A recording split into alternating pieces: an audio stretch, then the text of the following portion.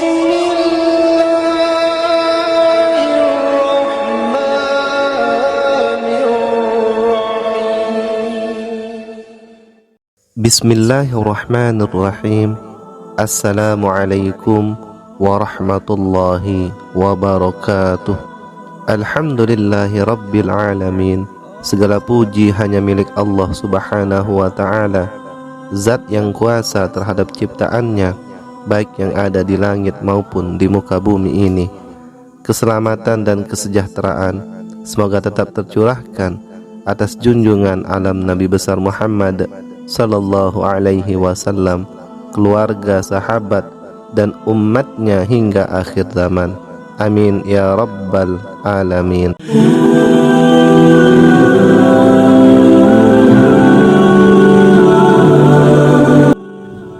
Pendengar yang budiman, seorang muslim tentunya mereka memiliki kewajiban dalam agamanya. Salah satu kewajiban yang wajib mereka kerjakan adalah ibadah solat. Solat adalah ibadah yang sangat penting dan memiliki keutamaan bila dikerjakan. Kewajiban solat dibebani setiap muslim bagi yang sudah memenuhi syarat. Mereka akan berdosa bila meninggalkan kewajiban solat. Solat bagi seorang muslim bisa dilakukan dengan cara berjamaah ataukah dikerjakan dengan cara sendiri-sendiri. Solat berjamaah dengan solat yang dikerjakan secara sendiri, mereka memiliki kelebihannya masing-masing. Rasulullah sallallahu alaihi wasallam juga sangat menganjurkan bagi kaum laki-laki agar menunaikan solat dengan cara berjamaah di masjid ataukah tempat-tempat lainnya. Dalam praktik solat berjamaah, manusia bisa mengambil banyak pelajaran untuk dijadikan pedoman dalam kehidupannya. Maka dalam uraian singkat kali ini, kita akan mencoba melihat makna sosial yang terkandung dalam praktik solat berjamaah. Perintah solat telah dijelaskan di dalam Al-Quran serta tata caranya dalam sunnah Rasulullah sallallahu alaihi wasallam. Setidaknya ada dua makna besar yang terkandung dalam solat berjamaah. Yang pertama adalah hubungan antara hamba dengan Tuhannya, bahwa bagi mereka yang taat terhadap perintah Allah subhanahu wa ta'ala, dalam hal ini mereka mengerjakan solat dengan penuh keikhlasan dan semata-mata karenanya, sudah tentu pahala akan mereka dapati sebagaimana yang telah dijelaskan dalam syariat Islam itu sendiri. Kemudian ibadah solat adalah ibadah yang menuntut pengamalannya harus disertai dengan ilmu. Kita tidak mau bila ibadah yang dikerjakan sebatas hanya menggugurkan kewajiban. Ibadah yang sempurna adalah ibadah yang disertai dengan ilmu. Dalam solat itu sendiri, banyak rukun-rukun yang harus dipenuhi dan dilakukan. Satu saja dari rukun yang ada tidak terpenuhi, maka sudah pasti solatnya tidak sah. Ibadah solat juga sebagai bukti bahwa seorang muslim tunduk dan patuh terhadap perintah Allah subhanahu wa ta'ala, dan ibadah solat adalah perantara manusia bisa menyampaikan keluh kesah terhadap Allah subhanahu wa ta'ala, Tuhan yang kuasa. Setiap sujud yang dilakukan kelak akan menjadi bukti bahwa manusia tersebut telah melakukan kewajibannya selama di dunia.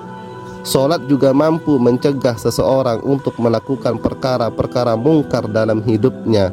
Dijelaskan dalam firman-Nya bahwa solat bisa mencegah seseorang untuk melakukan perbuatan keji dan mungkar. Bila manusia masih saja melakukan perbuatan keji dan mungkar padahal dia menunaikan solat, maka ada hal-hal yang mesti manusia tersebut perbaiki.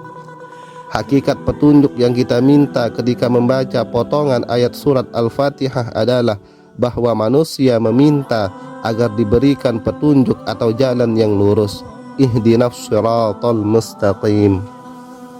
Akan sangat bertentangan sekali dengan apa yang dibaca terhadap praktik kehidupannya bila solat tidak dapat mencegahnya dari perbuatan keji dan mungkar. Dalam solat 5 waktu sebanyak 17 kali manusia tersebut minta diberikan jalan yang lurus, yakni jalan-jalan yang Allah ridai, bukan jalan-jalan orang yang dia murkai.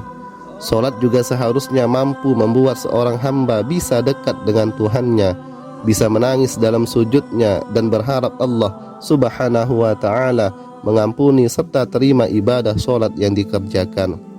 Pendengar yang budiman, adapun makna ibadah solat berjamaah yang kedua adalah terdapat sekian banyak nilai-nilai sosial di dalamnya. Selain hubungan dengan Allah, ibadah solat juga memiliki nilai sosial yang begitu tinggi yang tersirat di dalamnya bagi mereka yang berakal. Imam adalah pemimpin dalam solat berjamaah, dan yang paling utama menjadi imam adalah mereka yang memiliki kemampuan dalam urusan tersebut. Jangan pernah memilih imam hanya karena hartanya, jabatan, ataukah lainnya yang bersifat duniawi. Memilih imam solat yang sesuai sunnah adalah mereka yang mumpuni dalam bidang agama dan beberapa persyaratan lainnya. Sedangkan nilai sosial yang bisa diambil dari seorang imam solat adalah ketaatan masyarakat terhadap pemimpin. Masyarakat yang baik adalah apabila mereka taat dan patuh terhadap pemimpinnya. Dalam solat berjamaah, ketika imam bertakbir, maka selanjutnya makmum pun juga ikut bertakbir. Ketika ruku, makmum pun ikut, dan seterusnya. Apa jadinya bila solat jamaah yang makmumnya tidak taat terhadap imam? Maka tentu solatnya seseorang tidak akan sah dan diterima. Ketaatan terhadap pemimpin hendaknya manusia itu jaga dengan baik. Bukankah hal tersebut juga telah dijelaskan di dalam firman-Nya yang suci? Pemimpin yang baik juga harus menyadari kemampuannya, jangan karena ambisi dunia semata. Menjadi pemimpin tidaklah mudah seperti yang dibayangkan. Mereka akan dimintai pertanggungjawabannya kelak. Oleh sebab itu, bagi para pemimpin hendaklah mereka banyak introspeksi diri. Apakah kepemimpinan yang dijalani sudah benar, dan apakah kebijakan-kebijakan yang dibuat sudah memberikan kebaikan terhadap yang dipimpinnya. Manusia harus menghindari tipu daya setan, dan godaan terbesar bagi seorang pemimpin adalah mereka selalu ingin berbangga dengan kepemimpinannya. Sedangkan pemimpin yang baik adalah mereka yang selalu takut dan bertobat serta sibuk memperbaiki diri ke jalan yang lebih baik, sehingga kepemimpinannya menjadi kebaikan-kebaikan di tengah masyarakat. Allah Subhanahu wa Ta'ala Maha menghinakan dan bisa mencabut kepemimpinan seseorang apabila mereka tidak amanah dalam tanggung jawab sebagai pemimpin. Bukankah orang-orang terdahulu ketika diberikan suatu amanah, mereka mengucapkan inna lillahi wa inna ilaihi raji'un, karena mereka sangat paham bahwa amanah yang diberikan sangatlah berat. Berbeda dengan zaman kita saat ini, mereka berlomba-lomba ingin menjadi terdepan tanpa memikirkan kemampuan apa yang dimiliki. Menjelang pemilu, ribuan dari mereka berlomba-lomba ingin mendapatkan suara.